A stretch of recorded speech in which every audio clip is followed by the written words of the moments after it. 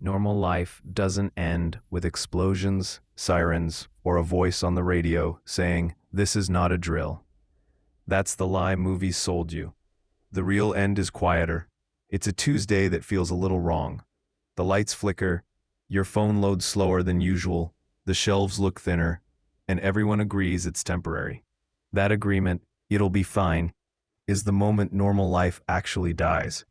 Most people miss it because nothing dramatic happens. And that's precisely why it works. Here's what nobody tells you. Collapse doesn't announce itself. It seeps. Systems don't fail all at once. They desynchronize. Power still works, but not reliably. Water still flows, but the pressure drops. Stores stay open, but deliveries arrive late, then stop arriving at all. Humans are astonishingly bad at detecting slow disasters because our brains evolved to notice sudden threats, not quiet decay.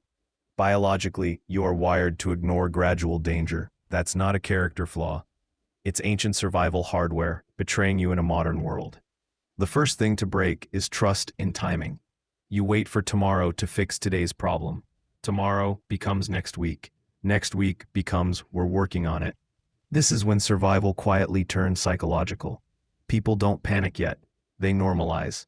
You tell yourself the empty freezer aisle is a logistics hiccup, not the end of a just-in-time supply chain that normally carries only 3 days of food for entire cities. That system works because it never stops. The moment it hesitates, entropy takes over.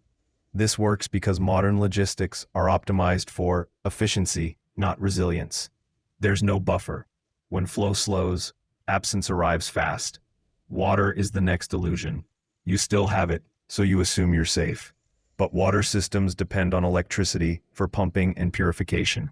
Once pressure drops, contaminants seep in through cracks that were harmless yesterday. People get sick, not because water disappears, but because it lies. The survival logic here is simple physics. Without pressure, systems invite intrusion. Clean water is not a default state. It's an actively maintained miracle. This section is based on practical field survival experience rather than formal academic sources. Social behavior shifts before violence does. People stop helping strangers. They stop making eye contact. They stop intervening. That's not cruelty, it's risk management. In unstable environments, the brain tightens the definition of us. This is why crowds become dangerous before they become violent. Everyone is calculating silently. Survival here means understanding spacing, exits, and timing.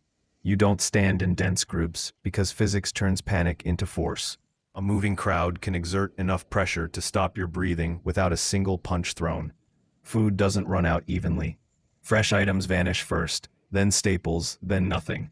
People who rely on restaurants fail fastest because they outsource their calories to a fragile system. Cooking becomes a survival skill again, not a hobby. Calories matter more than taste.